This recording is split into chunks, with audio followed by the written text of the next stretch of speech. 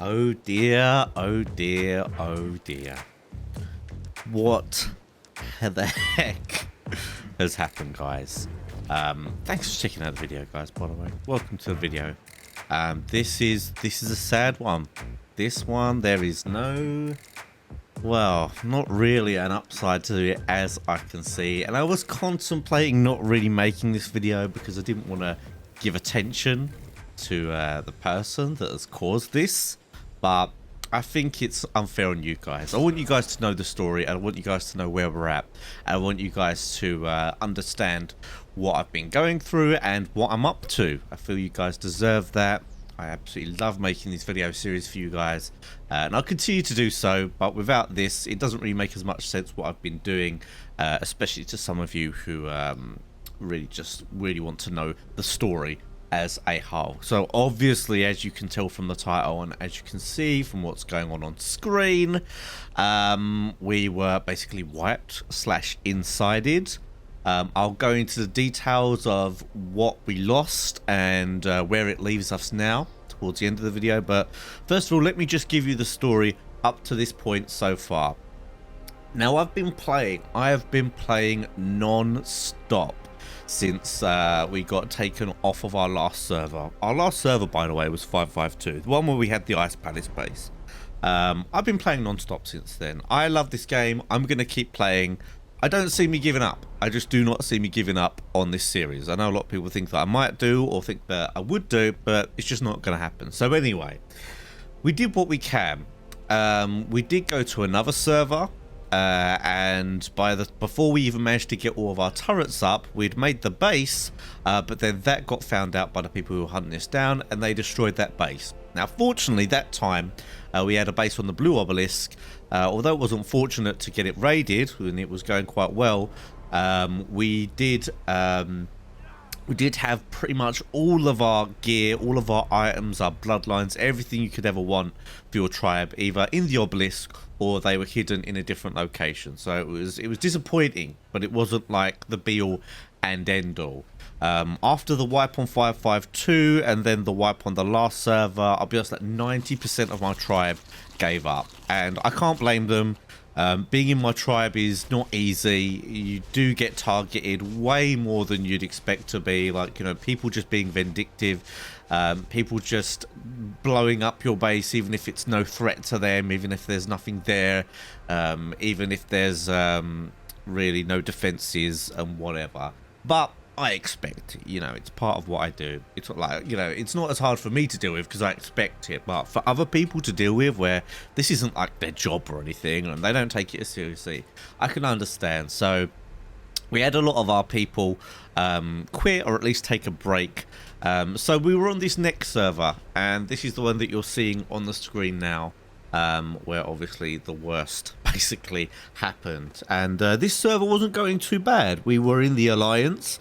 I actually went to the lengths of making a new PSN account so that I wouldn't get recognized, because everywhere I went, obviously I was getting recognized, which in a way is nice because a lot of you guys play the game and recognize me, but at the same time, rumors get around, people talk, and my server number eventually gets out. It just gets out that much quicker if I use my account. So I made a new account, and we were playing on this server. Everything was going absolutely fine.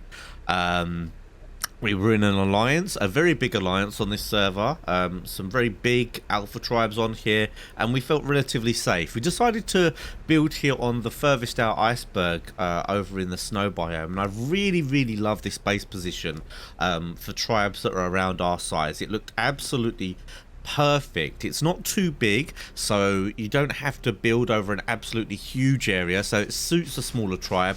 However, it is super hard to raid, and it is going to be even harder to raid soon with the new flyer nerf coming out. So any of you out there looking for a base location, this is a great one. And that base location vid, by the way, guys, is going to come soon. I just want to make a video like this explaining what's happened with the PvP series and where it's going.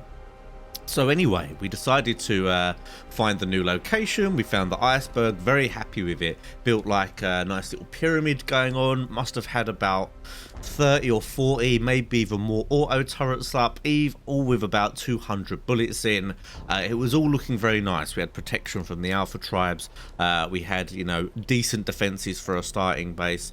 Now it did take us a long time to actually build like our dino pen and to get all this going, not only because our numbers were low, but also because the island, we weren't really used to farming metal on the island, and it's a lot harder farming metal on the island than it is on the center. And not only that, but we obviously are in a big mega tribe alliance. There was about 8 other big tribes on here, and every time we went out to farm, almost everything was stripped. So it did take us about a week, I think. I'm not quite sure the time. It felt like longer. It felt like 2 weeks, but thinking about the video timelines and whatever, must have just been about a week and a half to get to the point we were at.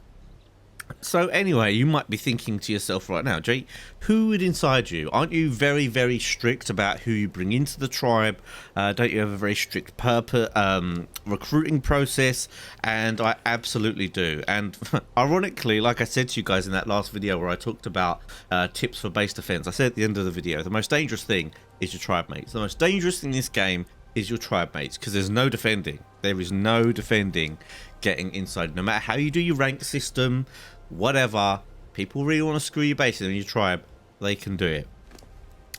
So yeah, I do have a strict process.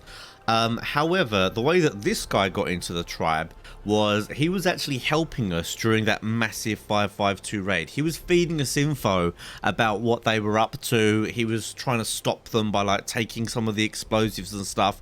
He was one guy out of basically not many people at all who was actually helping us against the Alpha Alliance. He was like on their side, like I said, feeding us info and whatever. Now, because he did this, he actually got kicked out of his alliance, out of his tribe. He got found out. And I felt really bad because all this guy wanted to do was help us out, as far as I could see. And now he had no tribe. Now he had nothing. He'd lost everything to risk helping us. So we decided to get him into our tribe. And it did seem okay at first, although he wasn't really great on the communications, which is always a telltale sign. And he obviously just was not prepared to really work for it, as we found out here. He just didn't like being in like my tribe. He didn't like being told what to do. My tribe is no joke, guys. It's like I've said to you in previous videos, I've been looking to recruit people. If you apply to my tribe, be prepared to work, because not only are we low on numbers, we're in one of the most difficult tribes to be in on PS4. You know, we're constantly starting from scratch. We're constantly being targeted. Any little bit of information, at any time we could have a huge amount of people just coming to hunt us down just for the sake of it. So because of that, I run a pretty tight ship, no doubt. Some of you have said in the comment section, oh, Jay, you can be a bit arsey with some of your tribes sometimes. I really don't mean to be. I would love to be super fun and relaxed and just having a joke all the time. And don't get me wrong, we do have a laugh every now and then. But you need a leader. You need someone who's gonna try and get people on track. You need someone to help you focus, especially on PvP and especially in such a small tribe. Now, my friends obviously know this. They appreciate it because they know that it means a lot to me, my tribe and my series. You know, I'm passionate about it. I really enjoy it. But this guy just obviously wasn't used to it. He wasn't prepared for it. He wasn't prepped. And he got the real hump. Now, to be fair, he actually seemed to really get the hump about me being suspicious about him. Now, I was suspicious about this person because a couple things would just start to go missing. Not only that, often when he would play, he wouldn't join voice communications. He would just do random things. He would do things not really applicable to what we were trying to do. And anyone who doesn't really voice comm is suspicious. I mean, just by default. I mean, I know some people can't talk on the mic as much as I can do, but if you're going to be in this kind of tribe, and if you're going to be a PvP tribe, you really need to talk to your tribe mates. So obviously, that was suspicious, but the real thing that clicked is when about 700 of our polymer went missing, and I was like, hold on, where is this polymer gone? This was here like 3 hours ago, and the only person whose body had moved since I had last logged on was him. So in a way, the fact that not many people were playing didn't really help this guy, because no one else had logged on, and I know no one else had logged on apart from him, and all this stuff had gone missing. So I was a bit suspicious. Anyway, long story a little bit shorter, even though this is dragging out a little bit. It did turn out to be him that had taken the stuff, although he kind of covered his tracks a little bit because some of the things that I thought had gone missing had just been misplaced, so he was using that as a excuse. So yeah, that wasn't good. Obviously, he was annoyed at all of that. And I put a rank system in place so that he couldn't access some of the stuff. Now, obviously, this was the turn point for him. And the reason I didn't just kick him straight away when I realised that that stuff had gone was that he obviously knew our new server number. So if I annoyed this guy, he could just go and tell all of our enemies where we were. And I knew that he'd been talking to the people who raided us on the last server. In fact, that was one of the things that I got suspicious of, because he admitted to talking to them, to some of my tribe mates, and to like talking bad about me behind my back. So we knew that if I just kicked him, he would just tell everyone where we were, and we'd get raided the next day, and that'd be it, game over. So I was just like, there's nothing I could do. I just had to hope that he was legit and that he wasn't going to do anything suspect. So anyway, I was raising a new Pteranodon. We only had like 2 Pteranodons left at this point. I think they'd died. No, we had 3 Pteranodons, so I was trying to get the bloodline going again. I log on, and as you could see from the start of the video, a lot of stuff died. He'd basically, what looked like, used an RPG to blast through everything, because he didn't have perms. That's probably where the polymer went, by the way. And this was a lot worse than that raid on 552, guys. This is a lot worse. Everything that you're seeing inside this interior bit, this little 3x3 in the middle here, this had all of our stuff in, like, no joke.